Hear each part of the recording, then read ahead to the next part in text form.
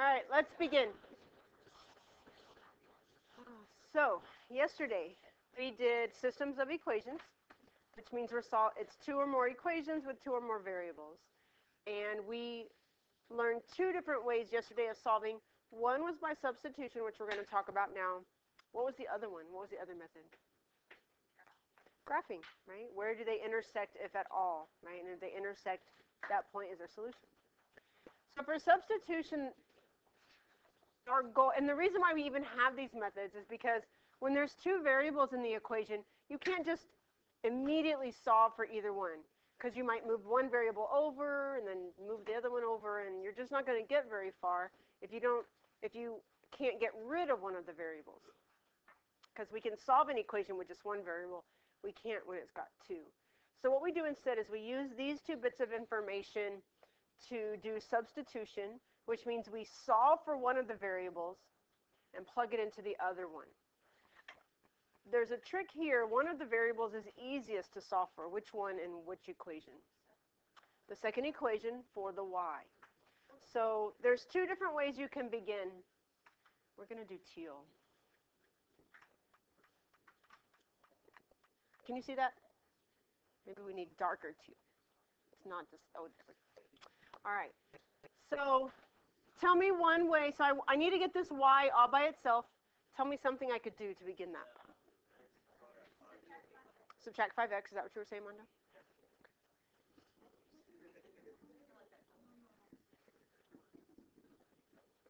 What tells me here that I'm not done? What don't I like about that?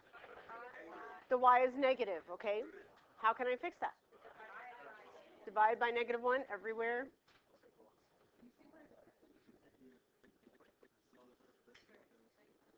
This is the most common mistake when dividing by -1. What did I do wrong? Yes. I don't really know what y'all all spoke. Thank you for all speaking, but I'm not really sure what you said. I think what you probably said was that this -5 didn't get divided by that -1. So that's going to be positive. Is that what you all said? That you all spoke? Okay. The second way that you could have approached this equation is moved the y over by adding it to both sides. Because maybe you noticed it was negative and you weren't going to want that. So you move it over to make it positive. But then you'd have to move the 39 over by doing the opposite, which is adding it. And either way, you'd get the same thing. Okay, so that's all fine. But this method is called substitution because what am I going to do now? This method is called substitution because what am I going to do now? Y'all were right the first time. I just didn't want you to say substitute. Thank you. We're going to substitute that into the other equation, okay? When I say other equation, do I mean the first one or the second one? The first one, right? Because we just got this work from the second one. So don't lose yourself in the middle of the problem. Try and keep that straight. Okay? So I'm going to plug that in, and now I have this.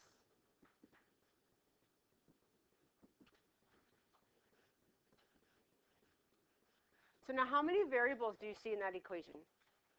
Just one, and that was our goal, right? Because now we can solve it. So we do distributive property with the 7.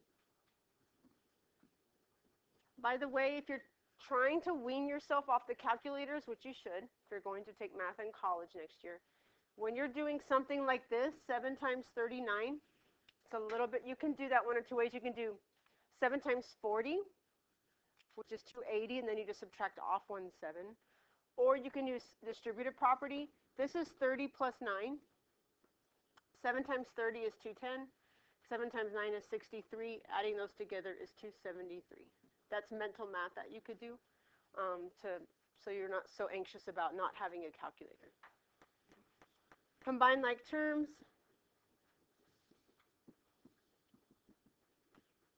Move the 273.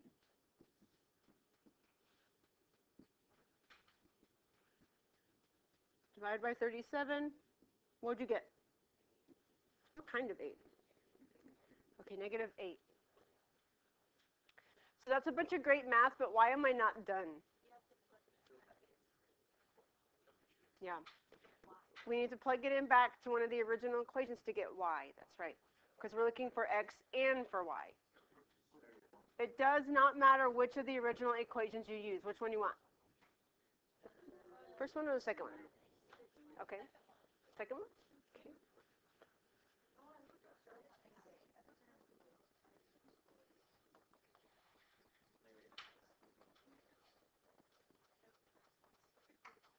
Change the signs.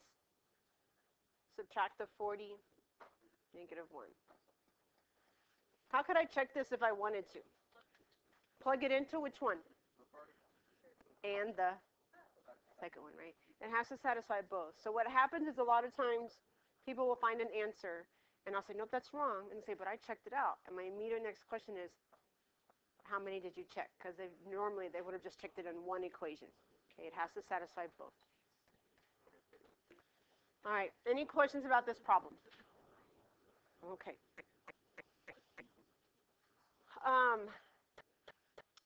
You have a quiz here on Thursday. It's going to be over today's work and yesterday's work. Tomorrow we're going to be doing applications, which is like real-world word problems using systems. You won't have a problem like that on your quiz, but I do like these lessons because it's interesting to see how you could use this stuff for real. But it'll just be these two on Thursday's quiz. Friday I have scheduled as just a makeup day, but it's like an emergency makeup day. So if you have something to make up, please don't wait till Friday. Friday's for like, you made it up and you failed it, and now you're trying to do corrections before you leave for spring break. That's the kind of emergency I'm talking about for Friday, okay? If you have anything that's outstanding and you're missing it, please get it made up before then, and we can use Friday as an emergency backup. So we're not doing really anything, or if you were absent Thursday, you can make up that quiz Friday. So today I'm going to take homework questions. We're going to do the lesson, new homework. Please maybe expect probably more than likely a skill check tomorrow, okay? Homework questions. Who did the homework? Yes, yes, yes, yes, yes. Thank you. Any questions on the homework? No? All right. That was substitution and graphing. Work, work, work. Fun, fun, fun. Math, math, math. Okay. So here's what we're doing today, and I'll pass your note sheets out in just a second. We are going to solve systems using elimination. So looking at this system right here and this term elimination, does that jog your memory? Do you remember anything about that? Like what? What do you remember about this method? Bianca? You can be wrong. Wrong is good. Wrong is actually more interesting than right. Yes, would you say that? Say that one more time. Yeah. Yeah. Like if you're trying to subtract one from the other one? Okay, because then what would happen to it if you could do that? It would eliminate, right? It would be gone. And so if you could eliminate one and then you just had one left, that would be fine, right? Because we can solve an equation that just has one variable. So we're trying to eliminate one of the variables from the system so we can solve using the other one. But before I even get to that part, I have this setup for you, okay? These questions I'm going to ask you. Here's a number for you, 5. If I asked you, what do you think the additive inverse of 5 is, what might you say? Negative what? 5, okay. So additive inverses mean if I add those together, what do I get? 0, right? They cancel each other out or they eliminate each other. I'm going to go with that word for today since we're using that method called elimination. They eliminate each other, right? They cancel each other out. They get 0. What's the additive inverse of negative 7? Positive 7, right? They eliminate each other and they give me 0. If I had 2 and 3, though, I would have to get creative about making them additive inverses of each other. Because they're not currently, like I make one negative, but they're still not going to cancel out. What kind of math could I do to the 2 and the 3 to create new numbers that are additive inverses of each other? Multiply, okay. So what can I multiply the 2 by? 3. Then what would I have to multiply the 3 by? A negative 2, very good.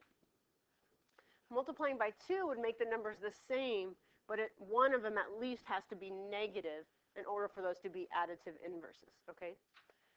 What about if I gave you 4 and 12? What could I do to make those? Negative 3 times the 4, right? What would I have to do to the 12? Nothing. So you don't have to change, I wouldn't have to change both of them like I did in that example. I could make that a negative 3, and then I'd have those, and they'd be inverses of each other.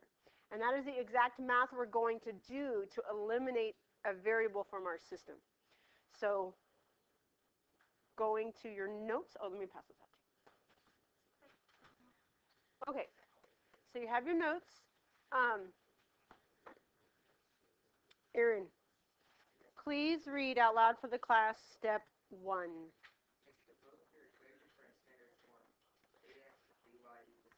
Perfect, thank you. So make sure both of your equations are in standard form. And this example right here, which, if any, equations are already in standard form? None. None are, right? So we need to make them be in standard form. So how would I change the first equation so that it looks like this form? What could I do to both sides? Subtract the 5x, okay? So subtract 5x, subtracts 5x. Write the x term first. Okay, so we have that. Negative 5x plus 2y equals 2. And what would I do to the second equation? Add 6y, right.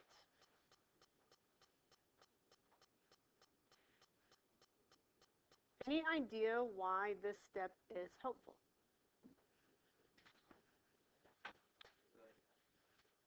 So they line up together. It's easier to compare their coefficients when they're on the same side. And so what our goal is now to do is check out the coefficients in front of the x and the y. Remember that stuff we just did, bless you, with the additive inverses? And spend a minute thinking about which variable we want to eliminate and what kind of math we would do to the coefficients to make them additive inverses. So just think about it, but don't holler anything out. Just think. And raise your hand when you have a game plan in your brain. Okay, thank you. Thank you, thank you. Thank you.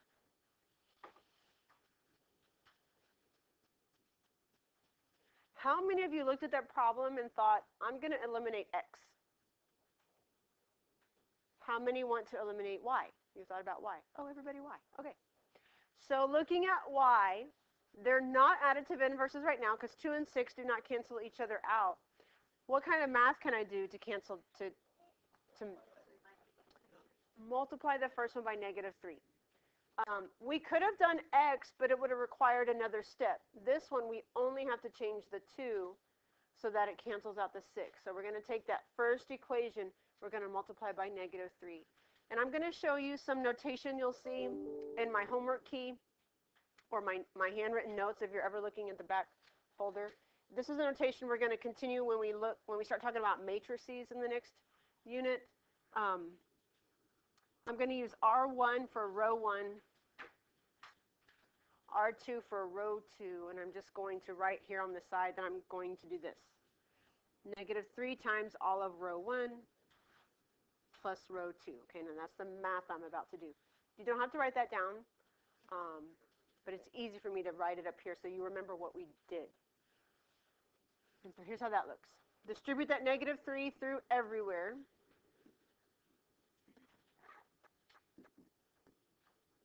And then I'm adding it to the second row.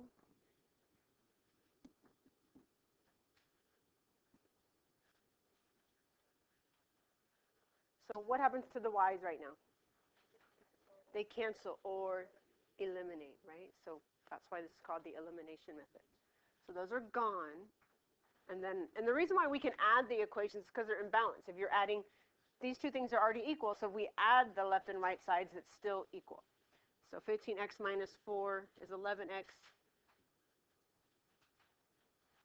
Negative 6 plus 17 is 11. Divide by 11, you get x equals 1. And And that's that for x. That's not so bad, right?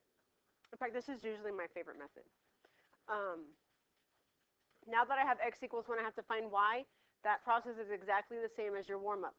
You take x equals 1 and you plug it into one of the original equations. Which one would you like? The first one? Okay. So x is 1, so now I have 2y equals 5 times 1 plus 2. 2y equals 7. Y equals 7 halves.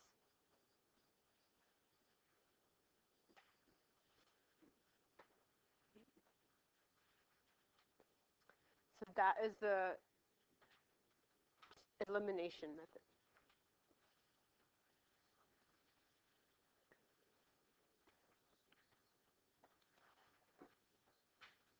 Does anybody need this slide up anymore? Yes? Okay. The next problem, I want you to look at it. What's your initial feeling about that problem? Ew. Yeah. It's got decimals, right? A lot. Now, yesterday our second practice problem also had decimals, and bless you, some people wanted to multiply by 10 to get rid of it, but yesterday's problem I was kind of like, you could go either way. It's probably no big deal. This one, you might really want to move the decimal if the decimals are giving you anxiety. And here's a good way to do that. If you need to multiply by some multiple of 10, how many decimal places do we want to move everything? What do you feel? 2, right? Because if you moved everything 2, it would make everything integers or whole numbers. So that means, right, that's right, multiply everything by 100. So now your new system would look like this. 6g minus 35h equals negative 67, negative 12g plus 25h equals 44. So take a few moments and solve this using the elimination method. Now, you can eliminate either g or h, whichever you want. Which one did you want? G. The g, right? 6 and negative 12, what math did you do so that g would eliminate? 6 times 2, that's right. So you have to multiply this entire thing by 2. So we're doing 2 times row 1 plus row 2. So this will give me 12g minus 70h equals negative 134. A surprisingly large number of you dropped the negative right there. Keep the negative. And then the second equation is negative 12g plus 25h is 44. We are going to add them, and so the g's absolutely do eliminate. Negative 70 plus 25 is negative 45h. And then negative 134, wait, I think I said it right, but I wrote it wrong. Okay. And then negative 134 positive 44 is negative 90. Dividing both sides by your negative 45, h is 2. And then you just have to plug it back in to find g. I know I'm going through that math really fast because I know that's just a regular algebra. So 2 going back into, you can do either of the original equations, bless you, or any of your equations where you multiplied by 10. So I will do this one right here, 6g minus 35h equals negative 67.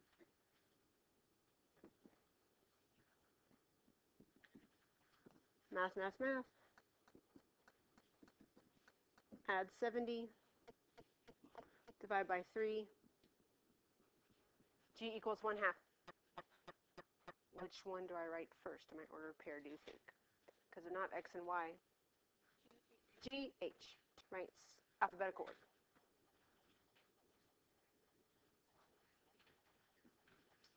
Raise your hand if you got that right. Very good. Raise your hand if you're mostly right. You just made a little mistake. All right. Yes? No, no, no. You do not have to.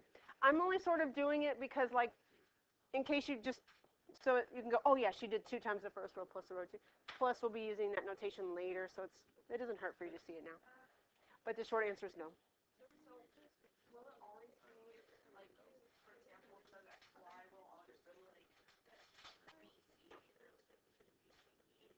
Yeah, you always want to do it in alphabetical order. Yeah.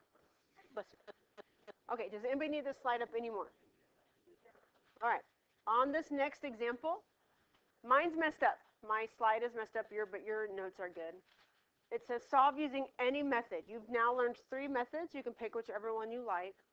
And then once you find the solution, identify it as consistent, inconsistent, or dependent.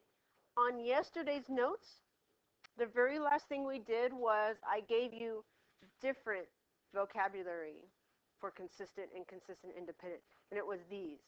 Instead of consistent, you're welcome to just tell me that it has one solution. Instead of inconsistent, you're welcome to tell me it has no solution. And instead of dependent, you can say it has infinitely many. Okay. So take a few minutes, decide whichever method you like, solve the system, and answer one of those 3 options. Did I get one? No, for real, you didn't get one.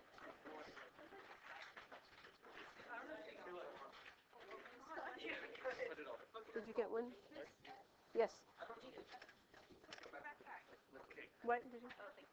Yeah, you can just get your stuff and go to the bathroom. Yeah. You'll have fun. Don't get kidnapped. Please. Oh, wait, you need it? Oh,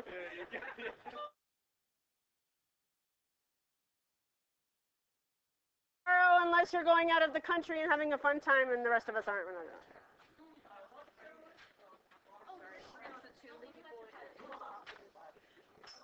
Bye, everybody.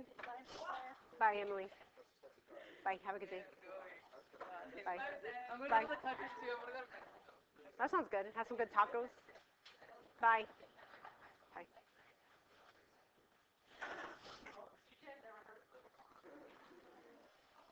Y'all be careful. Okay. I'll make sure Marco gets murdered. That's not funny. Bye. I have a special set of skills. If you get kidnapped, I will find the person who left it. Bye, Facility. Have a good day.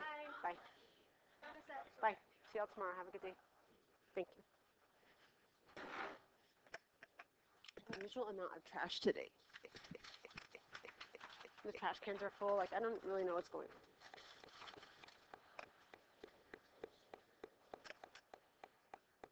Okay.